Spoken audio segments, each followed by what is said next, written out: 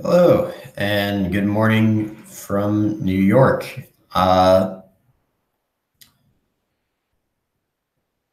now, you all are familiar with how the office hours go, I'm sure. I'm opening up the new questions since yesterday. I sent out an email yesterday with some corrections to errors in the DW Mini project, and also detailing some updates we made to the Jupyter Hub, which I highlighted in yesterday's office hour. So now there are a couple different options available to you for downloading the course content. And as I work through these questions on the discussion board, I'd also welcome you to ask questions in the live chat. So I always appreciate getting those.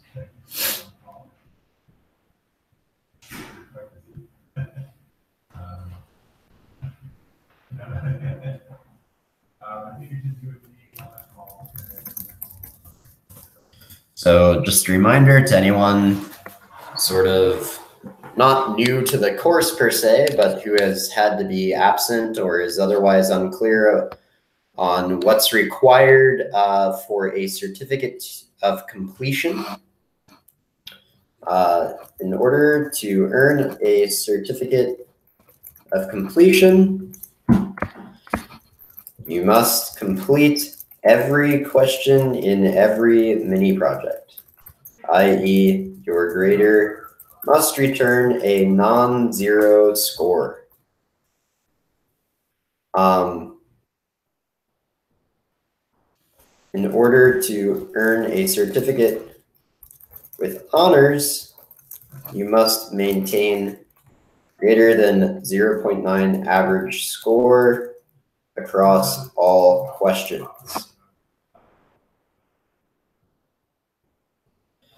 So this is a duplicate question, but it's been a while since someone asked it. It's easy enough to answer.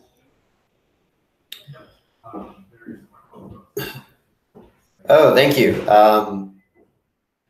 Yeah, I thought it would be interesting for people to see kind of not just how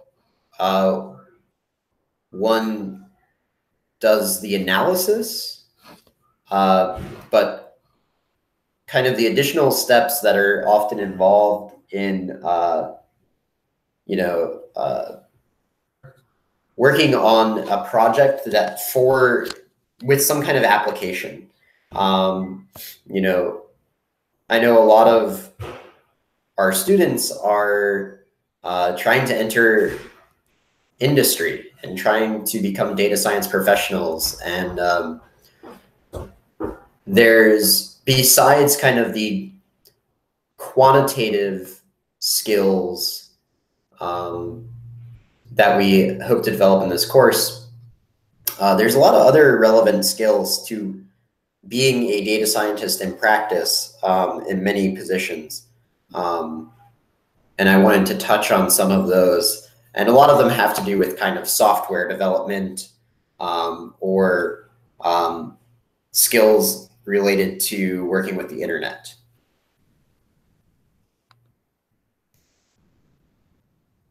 Well, if you liked that project, hopefully it gives you some inspiration to go hunting for your own independent project.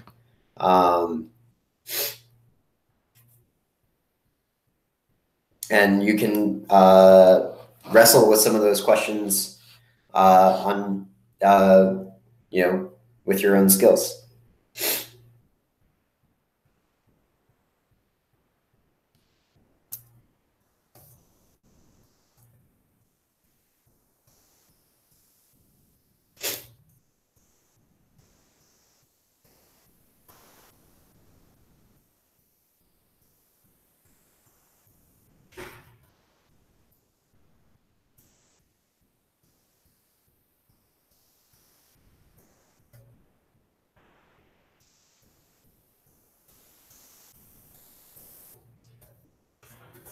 So someone is having difficulty exceeding a 0.86 score on DW exercise 3.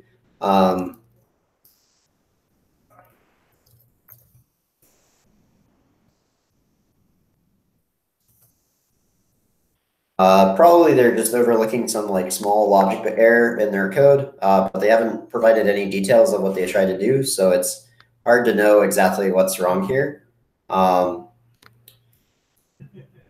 Also, as an additional comment, to receive a certificate with honors, you only need a 0.9 average score. So 0.86 probably will not hurt you much in the long run. And it may be more worth your time to move on to additional questions.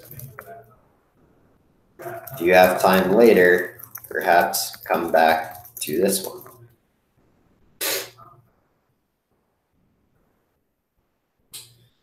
So yeah, just remember 0.86 is a pretty good score. There's this idea in programming or software development or just, it's a good problem solving approach in general a lot of the time, is we should focus our attention where it is most needed. Meaning we should solve problems well enough and then move on to new problems. It is usually more valuable to solve an unsolved problem than to optimize or perfect a solution to a problem when that solution is already kind of good enough. Are you allowed to work on independent data science projects? Absolutely. I encourage everyone to work on independent projects. The video links include at the end of the course a video called Course Conclusion and Continued Learning that provides some suggestions on where to find data or project ideas. And actually makes the suggestion that you work on independent data science projects as well. It's one of the best ways to continue developing your skills after the conclusion of a course like this. Yep, Kaggle is a great resource. That's one of the ones mentioned in that video.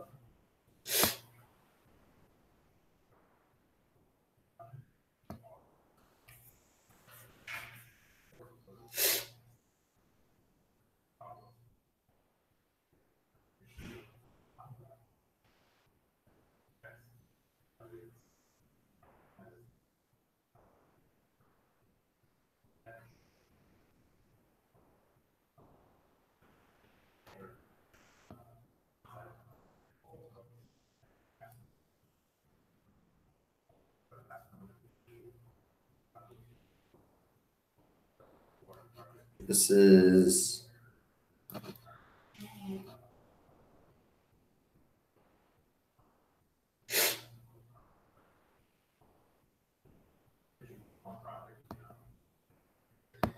PW question 2.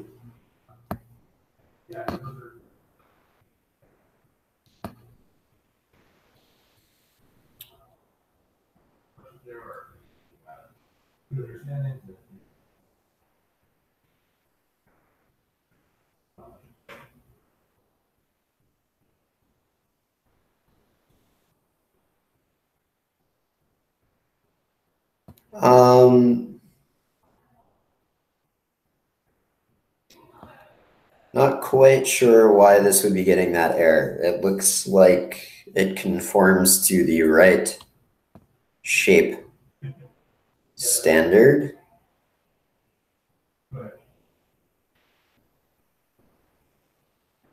Looking at, so this is a question about PW question 2. So why don't I bring up that mini project as a reference.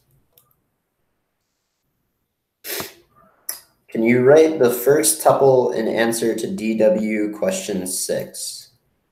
Yeah, let me check what that is.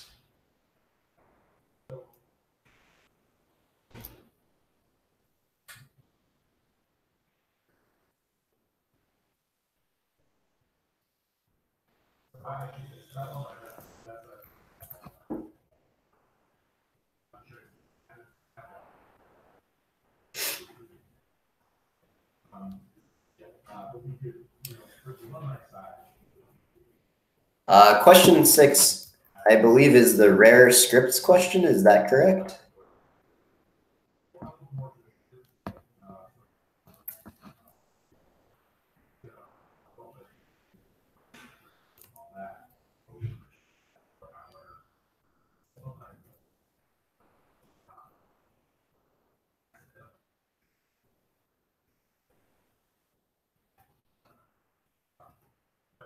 Then this is what I have as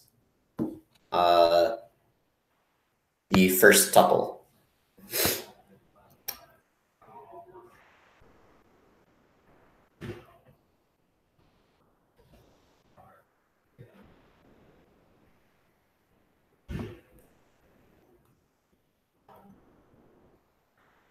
No problem.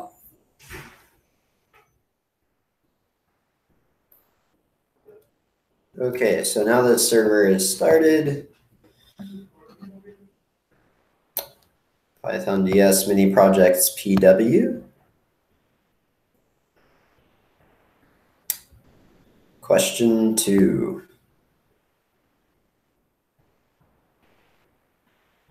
Okay, so let's just try their answer and see what happens.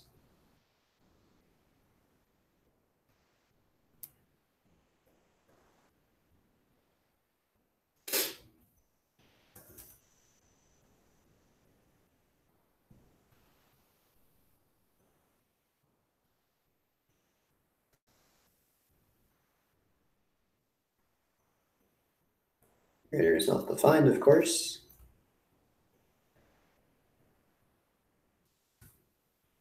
All right, so their answer for me does not create an error, but it is wrong. The only thing I can think of then is that they've essentially put maybe this in max item, and then this function wraps this in a list again, which is maybe a result of like sort of unclear instructions here. But it doesn't look that way. Let's try making that mistake and see if we get the same message. Yes, we do indeed. So that is the problem. Okay, so the instructions are a little bit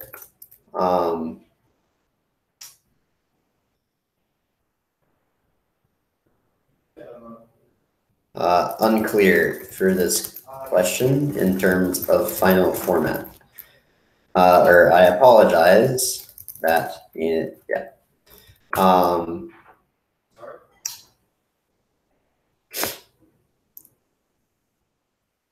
Your max item variable,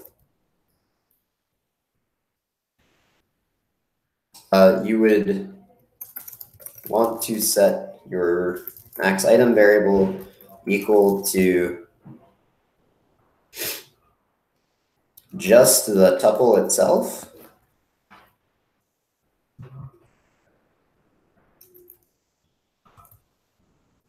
The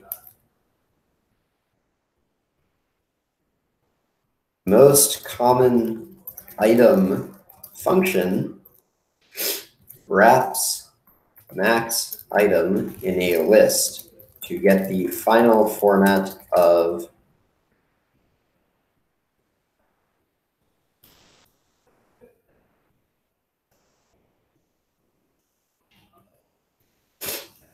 essentially, the grader needs to receive this. It's not so important exactly how that formatting happens. That said, you will find that while the error message disappears, that this is not the correct answer to the question. It will get a score of 0.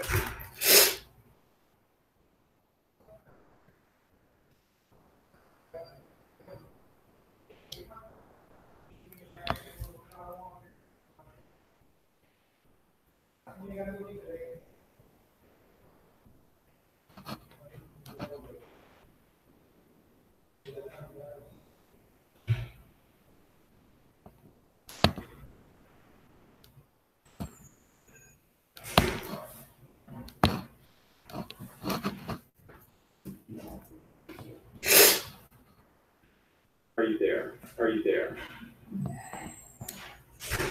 Are you there? Oh, strange. The phone in this room is ringing.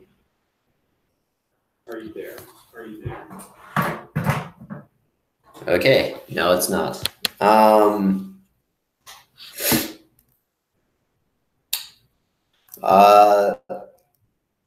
Keep in mind that the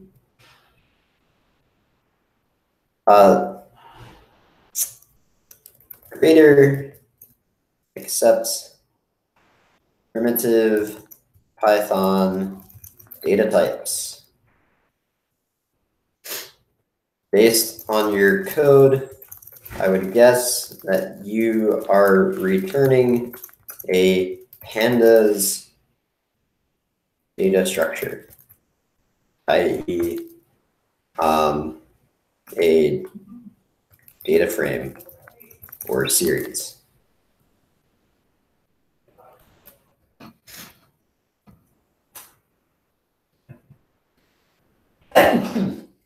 So in the instructions, we specify what the format of the answer should be. Unfortunately, we don't give the correct instructions here, which is why I sent out this email the other day, or one of the reasons I sent out this email the other day.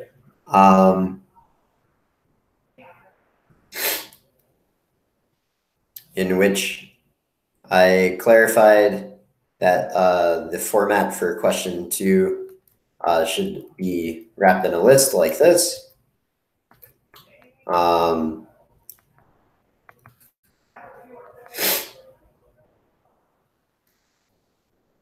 at that point, it does give the correct answer, or well, it gives a valid answer. Their answer is probably not of this form, right? So like here, they have column headings, for instance.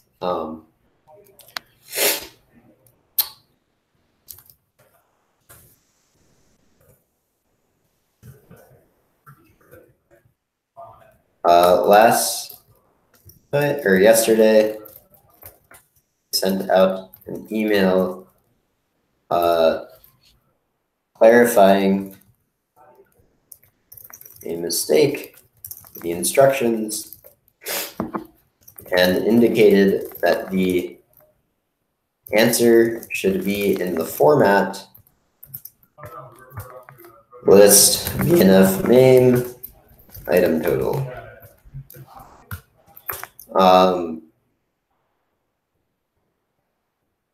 Note that is a tuple inside of a list. A pandas data structure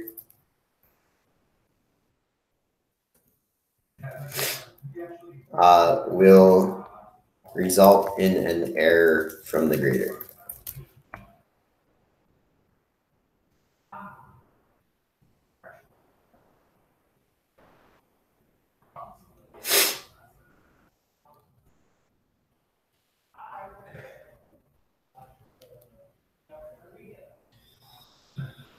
PW exercise 3, scripts practice all the same?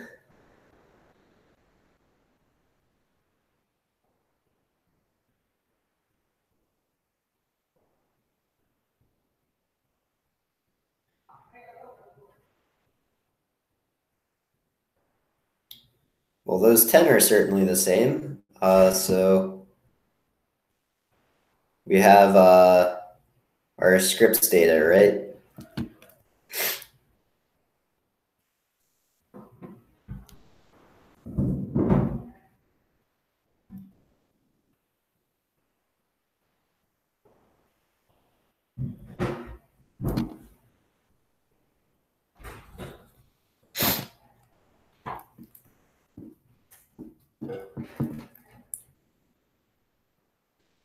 So certainly these first two are the same.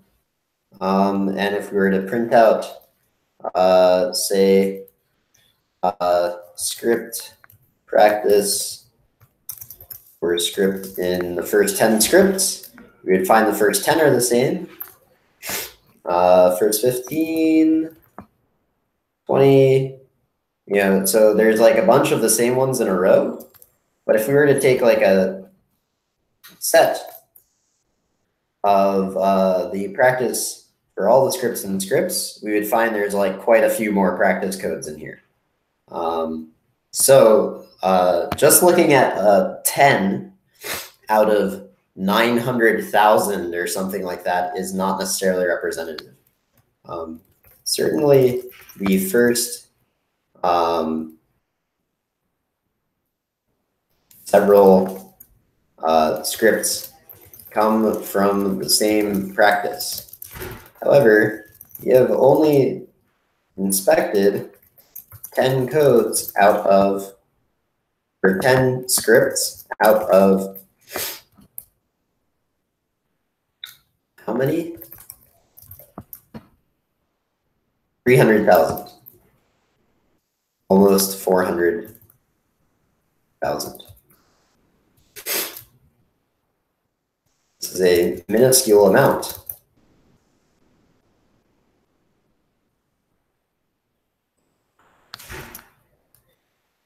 If you instead do something like set of script practice or script in scripts, you will find there are many practice codes in the full scripts data set.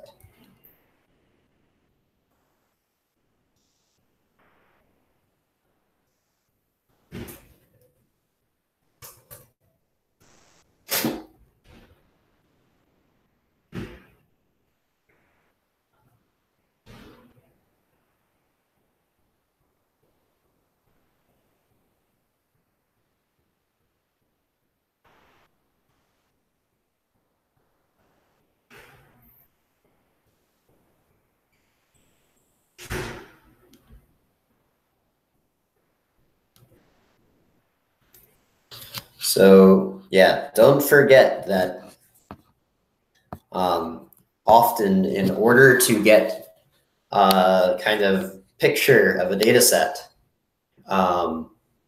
it's not sufficient to just look at a few entries. That can be very useful for having an idea of like what kind of information is available.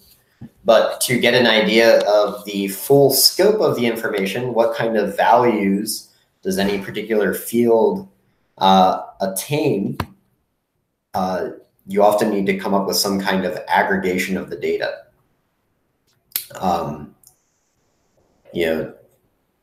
There's only so many dozens of data points that we can usually inspect by eye. And if we have hundreds of thousands or millions of data points, then we need to come up with something more clever to get a quick picture of how the data is distributed.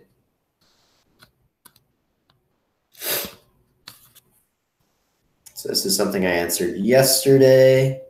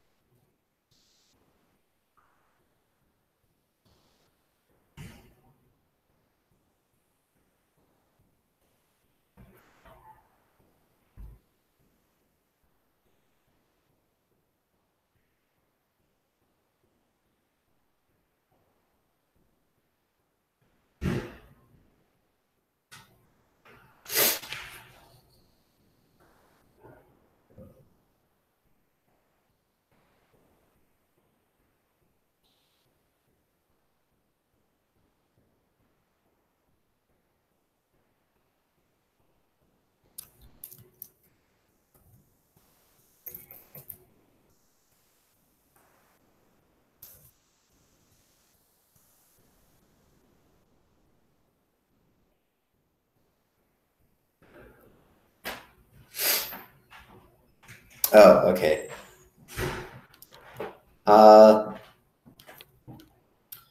Your explanation sounds reasonable.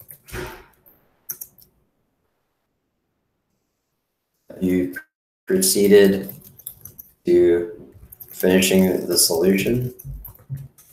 What grade do you get?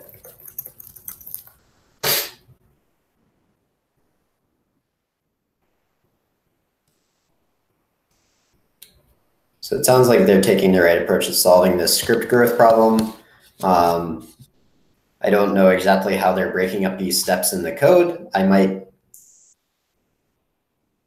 find their implementation maybe not to be ideal, but indeed, you want to count the number of entries for each ENF name for the 2 time points. You want to exclude any BNF name with less than 50, with a count lower than 50. And then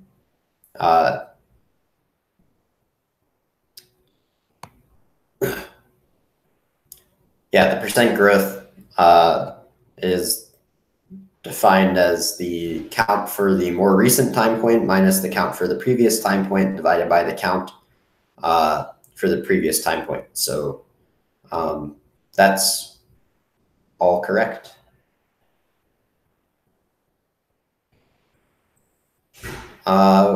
What's why we don't use the normal distribution curve? I'm not sure what this is in response to.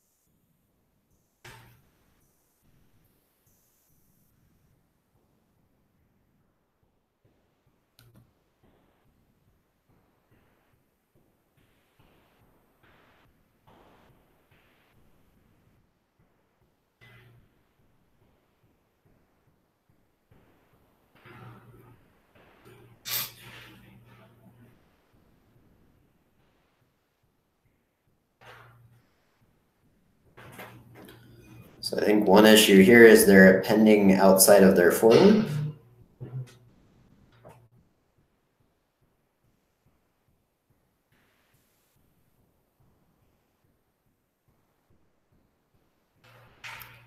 Mersenne number n.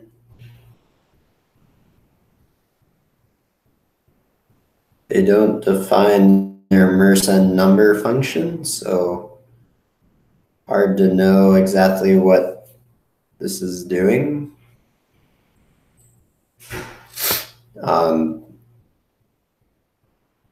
This is maybe also not interpreting the Lucas-Lamer series correctly.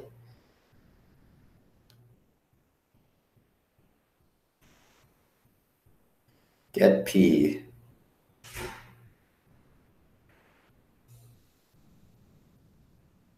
So this will be a list of, these two appear to be the same. Almost. Okay, so these are the primes between 3 and 65, just the prime numbers. And then here we have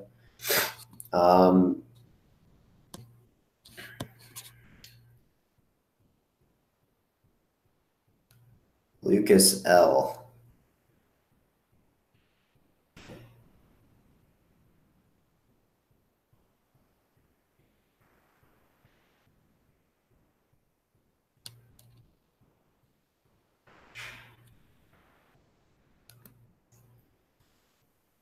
It's difficult to know what get primes does, because it relies on Lucas L, which in turn relies on Mersenne number, which is not defined here.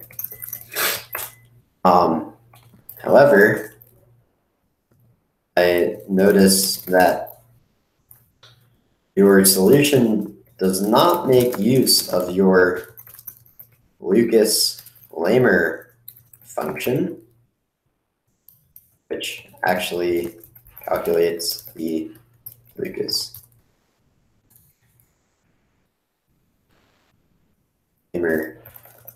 series, as opposed to Lucas L, which does not have a clear purpose with respect to solving the problem.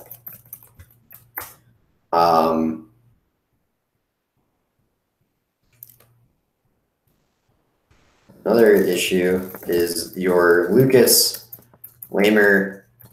function as its end statement outside of the for loop.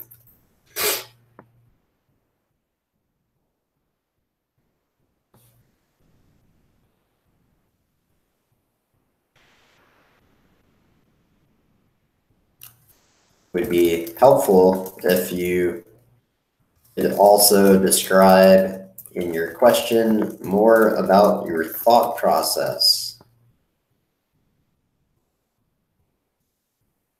with respect to the code you have written.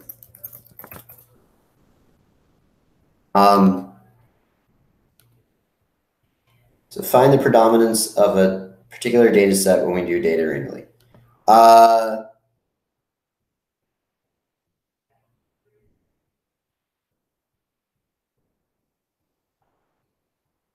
Sometimes normal distributions are relevant and sometimes they're not relevant. So as an example, normal distributions, first of all, are continuous and they extend in the positive and negative direction out to infinity, which describes very few physical realities in our world. And so anytime we use a normal distribution, not anytime, but many times when we use a normal distribution, we're making some kind of approximation, and this approximation might be better or worse, depending on how well it represents a given situation. For example, in many countries or around the world, annual income, how much money someone makes every year, is, more or less exponentially distributed, like exponential decay, which means that by far most people make very little money. And then it kind of decays very quickly, the number of people, as you go to higher and higher incomes. And this shape looks totally different than kind of the normal distribution shape. And it doesn't make a lot of sense to try and model incomes with a normal distribution necessarily. It's just not a good fit for every distribution.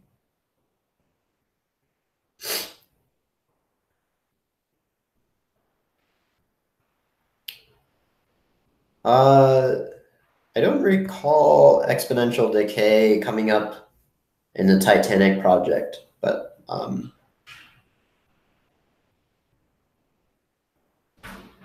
okay, cool.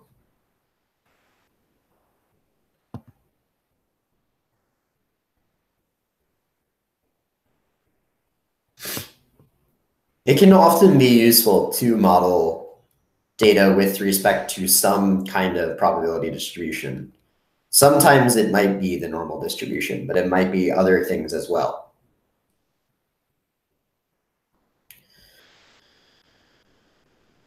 In any case, visualizing the distribution of your data with like a histogram or something like that can often be helpful.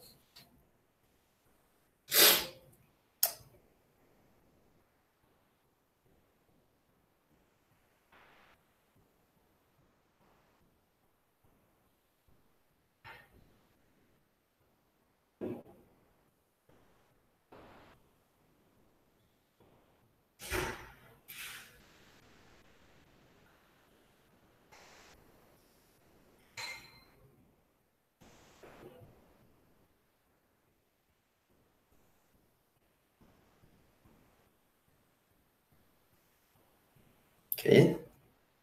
Someone answered their own question about Pandas QCut.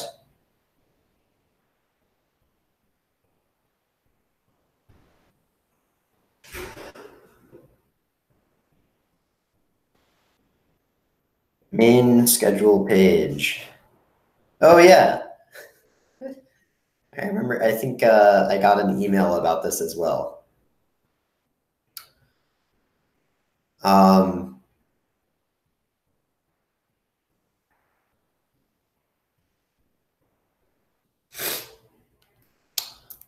As a note, we recommend using Google Chrome or Mozilla Firefox.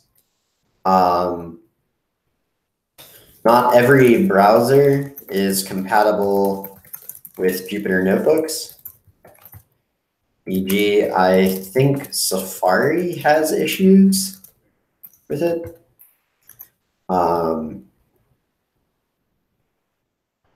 Additionally, different browsers handle JavaScript differently, which is what we use to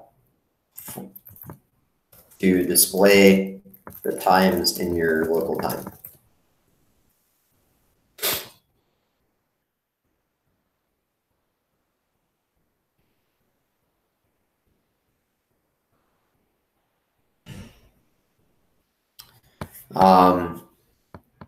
So yeah, not too big of a surprise that if you use a different browser, these times might display differently.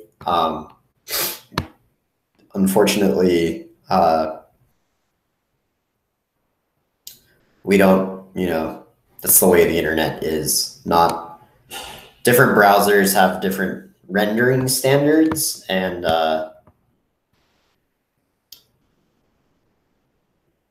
there's no way for us to control that, unfortunately.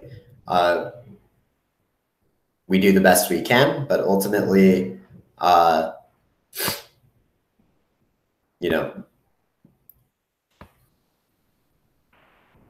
we essentially just end up having to recommend that you use the browsers that we know work well with the platform. But it's also not a huge deal, right? Like, obviously, nothing in this course is happening in 1918 because that's not the current year. But it is an interesting bug, and I am glad that the student was able to figure it out. Oh, okay, great. Yeah, I'll keep this in mind for the future. We do not teach JavaScript or Ruby in this course because this is not a web development course. Those languages are both principally used in web development. Web development and data science do not overlap very much. So if you're interested in those topics, I would recommend looking elsewhere.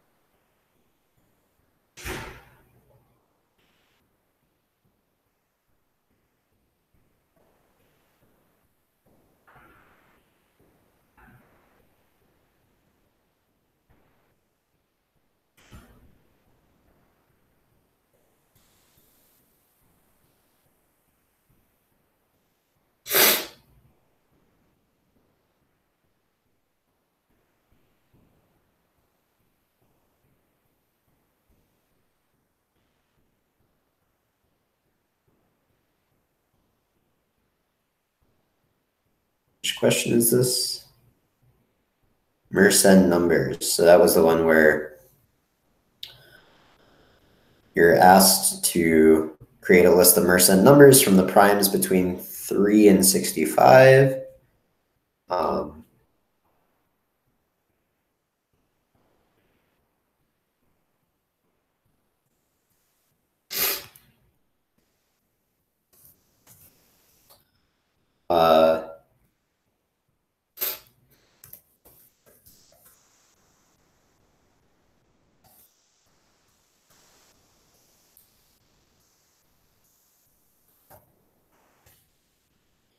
Just a reminder,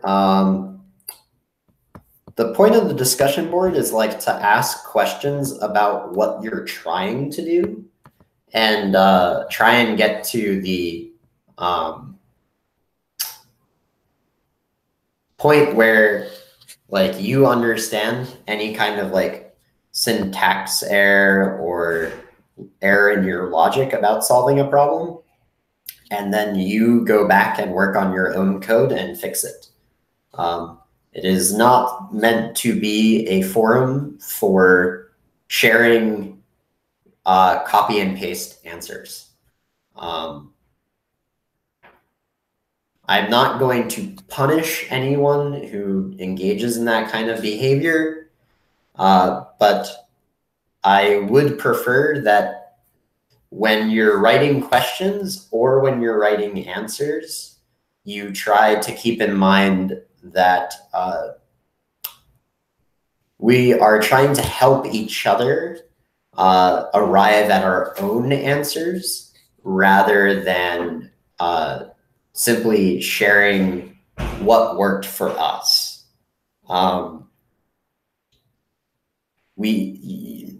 You don't learn very much from copying and pasting. But even just like writing code and using other code as a guide can be very helpful. Or having someone help you by like guiding you through kind of understanding your own code or picking apart your code can be helpful. But doing things like copying and pasting it tends to undercut students' learning. So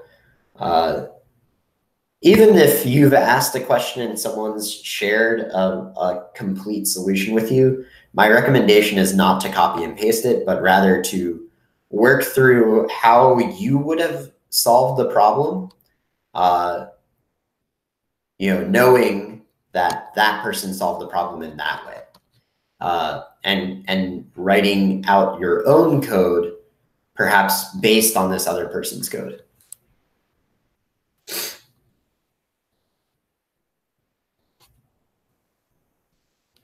So that's those are all the new questions on the discussion board. We've got about 15 minutes left for any more questions in the chat. But otherwise, unless there are more questions from the chat, I don't have much more to share at the moment.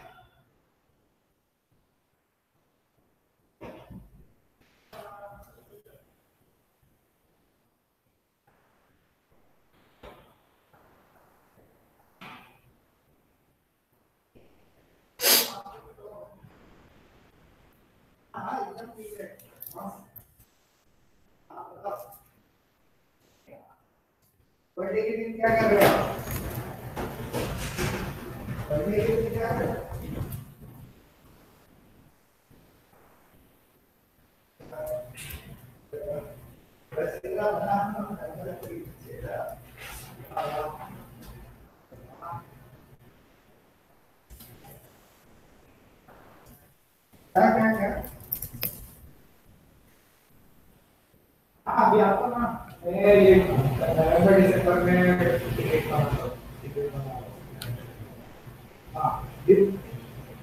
Diwali के बाद हाँ एकदम ठीक है आप बताओ आप ठीक होगा आप ठीक होना होगा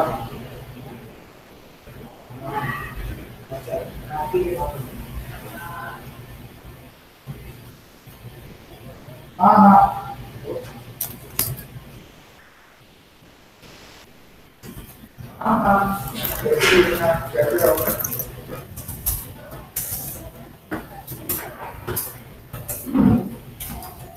मैंने फोन किया था 2 घंटे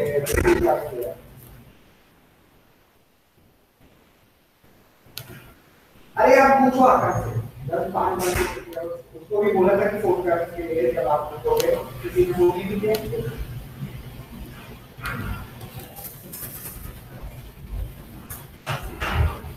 अभी ये ऊपर वाली के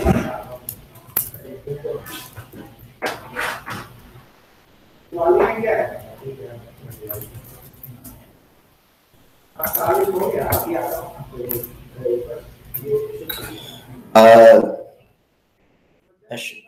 Question number 2 in the mini project is okay, but number 1 did not run. Which mini project?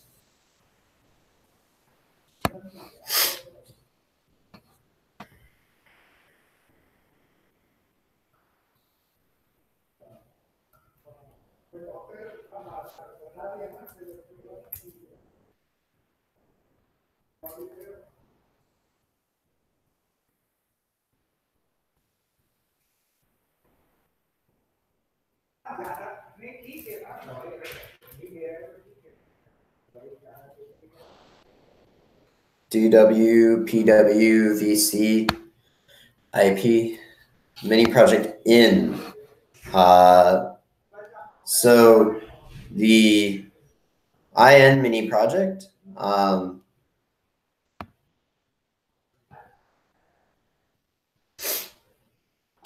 is meant to illustrate kind of like 2 styles of question working with the grader.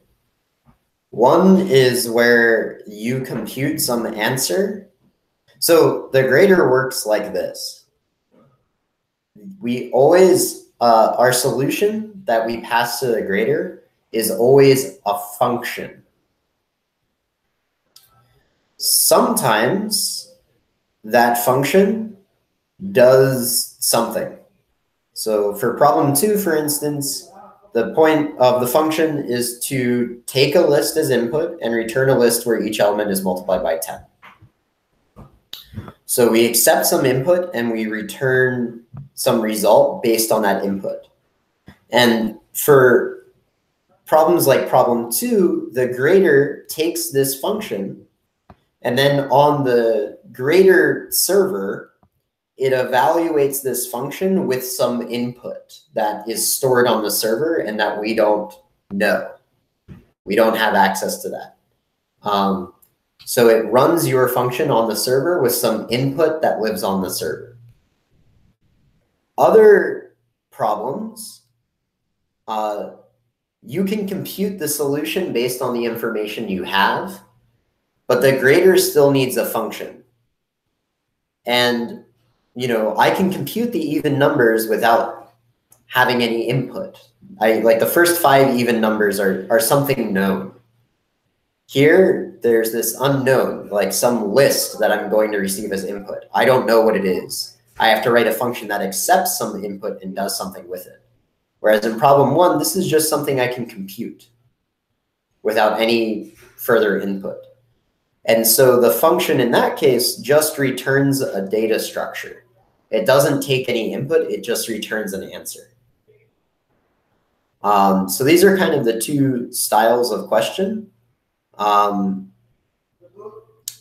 If you were to put some kind of argument here for it to take input, then the grader will give us an error that says even takes exactly 1 argument, but 0 were given. Because the grader is not expecting to give your function any input. And so the fact that you have defined your function to take input will cause an error. But if we don't have any input here, then the problem works fine. Conversely,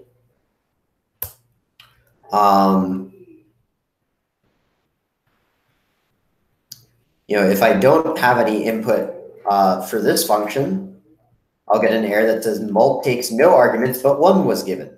Because the grader is expecting to give this function an argument. It's expecting to be able to pass this function a list as input. And if it's not able to do that, then the grader will return an error.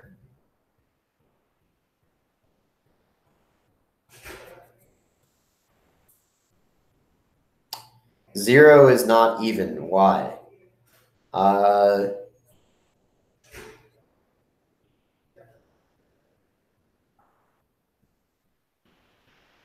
don't know. Zero is even. I guess it depends on your definition of first, right? -2 is also even. -8 is also even. Which of these numbers is first? Somewhat hard to say.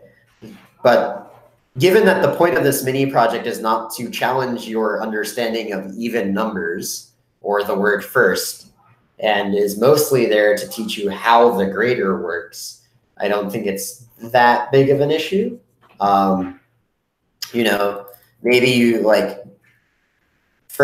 your first try, you do 0 through 8, and you see you got a 0.8, and you're like, okay, that's kind of weird.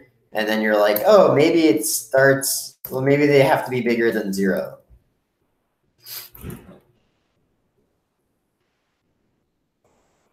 And you get a 1. And you're not punished for not getting it on your first try.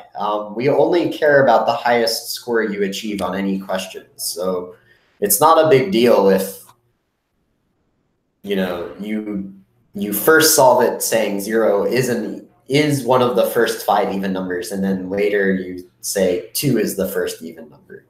So the wording is kind of ambiguous, but it's also sort of low stakes. Mostly we're just trying to teach you how the grader works.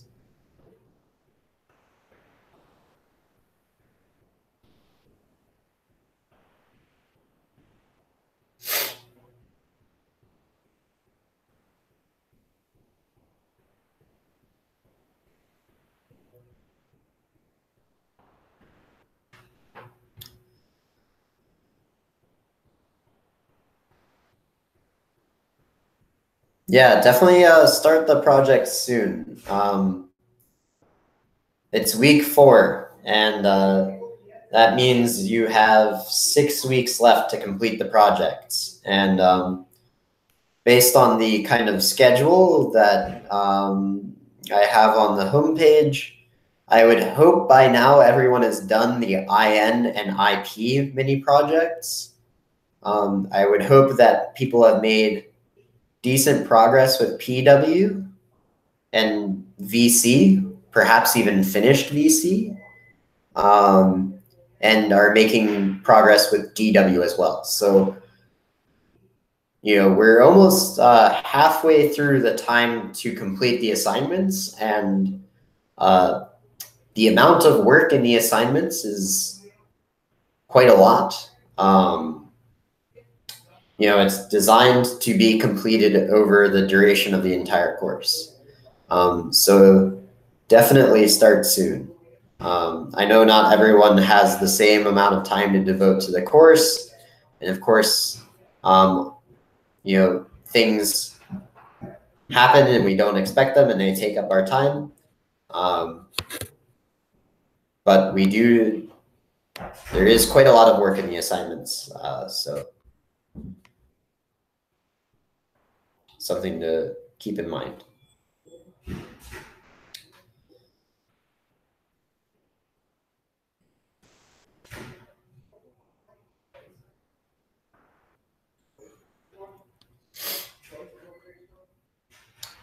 Well, Morbid Dread never got anyone anywhere.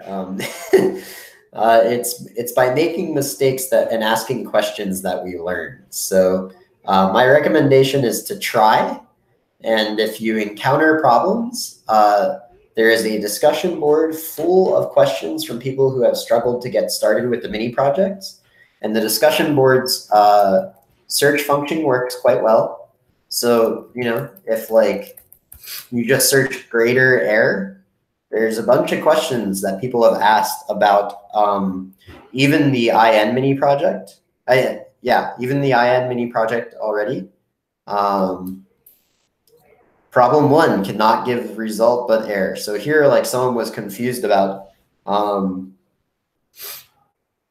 they were encountering an error when they were trying to use the grader, and it so happened that they hadn't run the cell that imported the grader.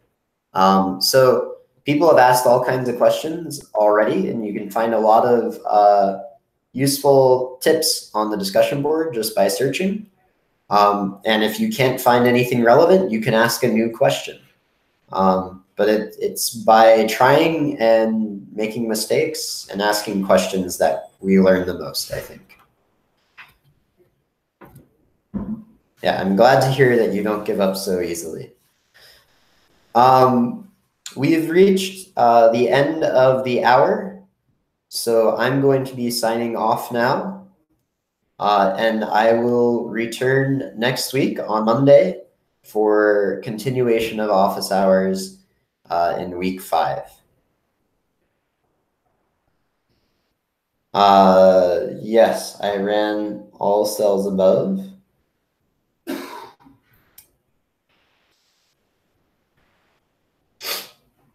This is like something I commonly do if I want to jump to a particular point in a notebook.